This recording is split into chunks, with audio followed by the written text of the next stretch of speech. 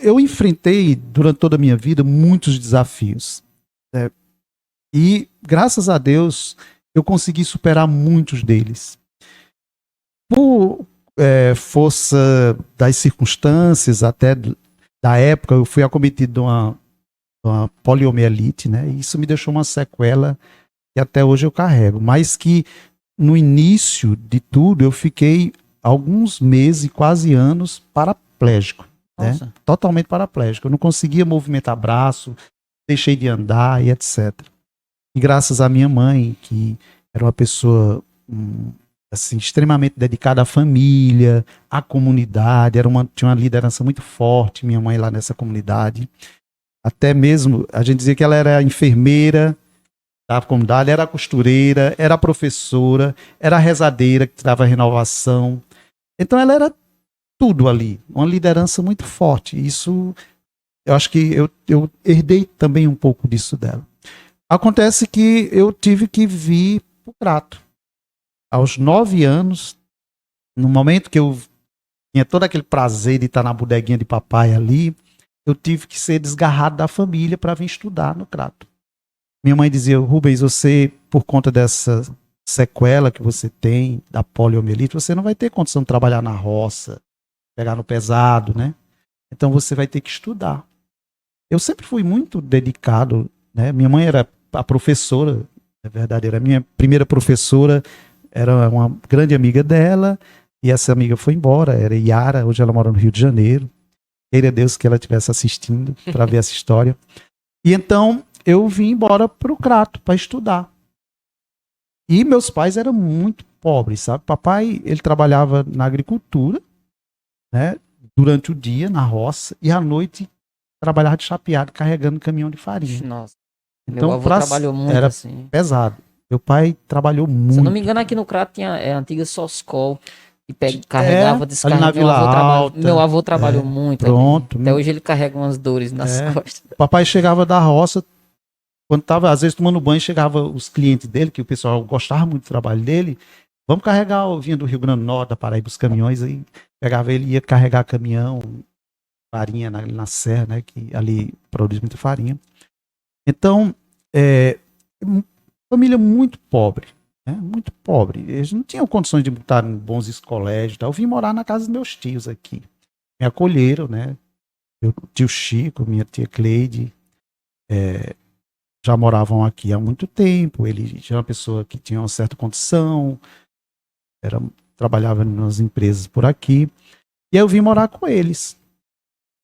E nessa vinda para cá, eu logo precisei trabalhar também. Porque eu precisava comprar meu material escolar, precisava comprar alguma coisinha, né? Porque eu não tinha quem pudesse me ajudar tanto assim, né? E quando você pega a primeira vez, você trabalha, quando você pega no seu primeiro cara, né? E aí eu fui trabalhar de servente de pedreiro com meu tio, Moisés. Apareceu o esposo dessa primeira professora que eu falei, morava aqui no Crato na época com ela, já tinham se mudado lá para cá. Ele tinha um ferro velho e surgiu a oportunidade de eu trabalhar nesse ferro velho ali no final da Rua da Vala. Eu trabalhei um bom tempo com ele nesse ferro velho. Eu sei que no ferro velho eu trabalhava, o dinheiro que eu ganhava na semana, se eu merendasse todo de uma rosquinha, eu ficava liso, sabe?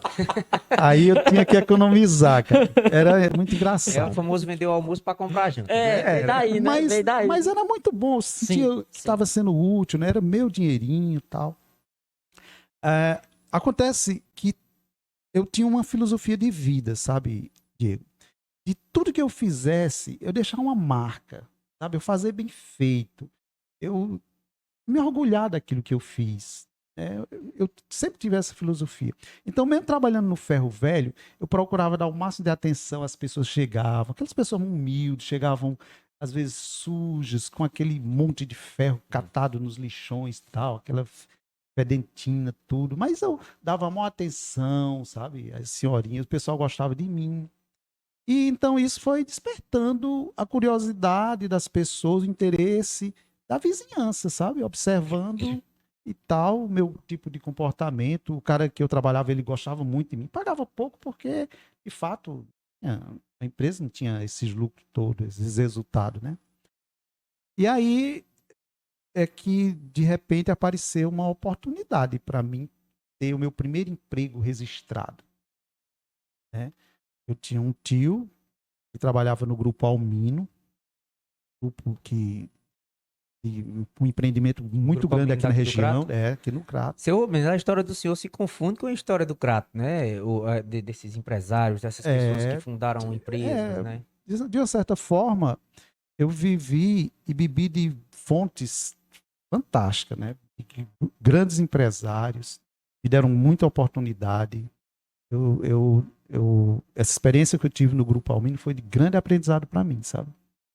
É tanto que eu fui convidado para trabalhar num almoxarifado da transportadora.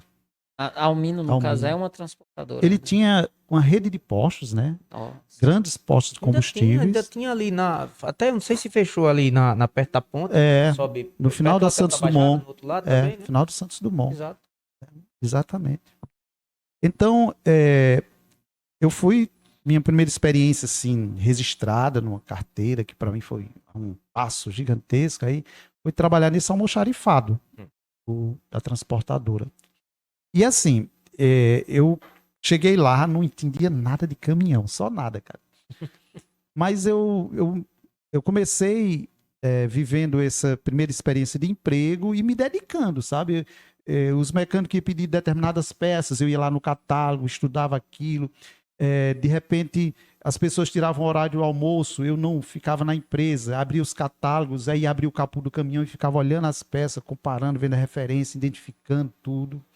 E aí eu fui estudando, me esforçando e, cara, tu acredita que um pouco mais de um mês que eu estava lá na empresa, o meu chefe era o seu Zé Aragão, uma pessoa muito tradicional aqui, muito conhecida. E aí ele chegou para mim e disse: Rubens, ele falava desse jeito: Rubens, eu vou pedir demissão. Falei com o Almino e você vai ficar no meu lugar, que você vai chefiar a transportadora. Pouco tempo, cara. Não sei se foi coragem dele ou ele viu em mim alguém muito com potencial. O pessoal né? pergunta muito assim, se fala bastante sobre proatividade. Se você quer saber o que é proatividade, um exemplo aqui. Fazer mais do que o que se pedem, né? É você ir além, você saber que você pode fazer a diferença, você pode alcançar objetivos que para muitos são barreiras intransponíveis, você pode com dedicação, com esforço.